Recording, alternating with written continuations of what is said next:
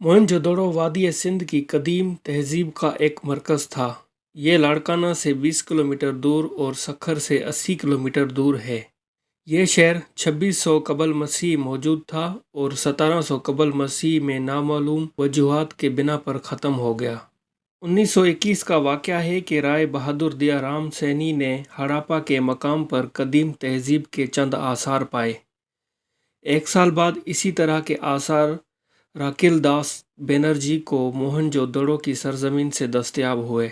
इसकी इतला हिंदुस्तानी महकमा आसार कदीमा को मिली। महकमा आसार कदीमा के director general sir John Marshall ने दिलचस्पी का इजहार करते हुए उन दोनों मुकामात की तरफ तवज्जो दी। चुनांचे राय बहादुर दयाराम सैनी डायरेक्टर और महकमा आसारियात के दीगर अहकाम के तहत खुदाई का काम शुरू हुआ। वादी सिंध की तहजीब की बेनकाबी और तशरीह शायद 20वीं सदी का अजीम तरीन असरियाती वाक़या है, क्योंकि इस तहजीब की वसअत और मगवियत को 1922 में मोहनजोदड़ो की खुदाई से पहले समझा ही न जा सका था। मोहनजोदड़ो के खंडर डोकरी से कोई 9 मील के फासले पर लाड़काना की हदूद में वाक़या है। मोहनजोदड़ो का अमूमी प्लान हड़प्पा जैसा ही था। शहर के मगरब में किला है। शहर की गलियों की तरतीब व मकानात और अनाज घर सब हड़प्पा जैसे हैं। हम जब मोहनजोदड़ो जैसा आलीशान शहर देखते हैं जिसके मकानात पुख्ता और मजबूत 2-2, 3-3 मंजिला ऊंचे हैं, इनमें सड़कें हैं, बाजारें हैं, उनके बाशिंदों की ज़िंदगी व रवाज और आदत सांचे में ढली हुई मालूम होती है। ये अजीब बात मोहनजोदड़ो के वो आसार जो सबसे ज़्यादा गहराई में हैं, वो सबसे ज़्यादा तरक्की का पता देते हैं। यानी जब यहाँ के शहर पहले पहल बने तब यहाँ की तहजीब अपने उरूज पर पहुँच चुकी थी और बाद में उसे जवाल आता रहा। मोहनजोदड़ो में किला असल शहर के अंदर एक मुनफरिद और मुमताज़ हैसियत रखता था, जिसके इर्द गिर्द गलियाँ एक जाल की शक्ल में फैली हुई हैं और गलियों के इस जाल में जगह जगह इमारतों के ब्लॉक में किला और शहर और किले के दरमियान में एक वाज़ेह खिला है।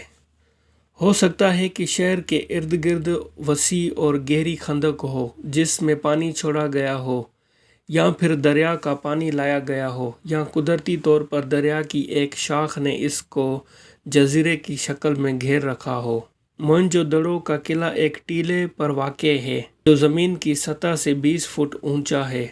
मोहनजोदड़ो के उरूज के ज़माने में गलियां कच्ची होती थी, मगर उनमें पुख्ता ज़मीन दरोज नालियां हुआ करती थी। उनकी नफासत और उम्दगी और कमाल इस वजह से था कि हम असर दुनिया उनका दुनिया के किसी खिते में जवाब न था। मुनासिब मकानात पर पुख्ता ईंटों के मेन होल थे जिनको शहर का अमला सफाई करता था। मोहनजोदड़ो से 1200 से ज़ायद मोहरें मिली हैं। औसत दर्जे की मोहरें इतनी शानदार हैं कि दस्तकारी का शाहकार मालूम होती हैं। अमूमन मोहरों पर जानवरों की हकीकत पसंदाना शक्लें हैं। कहीं कहीं देवमलाई शक्लें हैं, मसलन एक सिंघा यानी एक ऐसा घोड़ा जिसके माथे पर सींग हैं। मोहनजोदड़ो से मिलने वाला पत्थर से तराशा हुआ दाढ़ी वाला पजारी का मुजस्समा जिसका निचला धड़ टूटा हुआ है, ये 7 इंच ऊंचा है। इसने अजरक ओढ़ के रखी है, दाएं बाजू पर तावीज़ बांधा है, इसमें धात के गालबंद सोने की पट्टियां जड़ी होंगी। ये असल मुजस्समा national museum of Pakistan Islamabad में खुफिया महफूज है।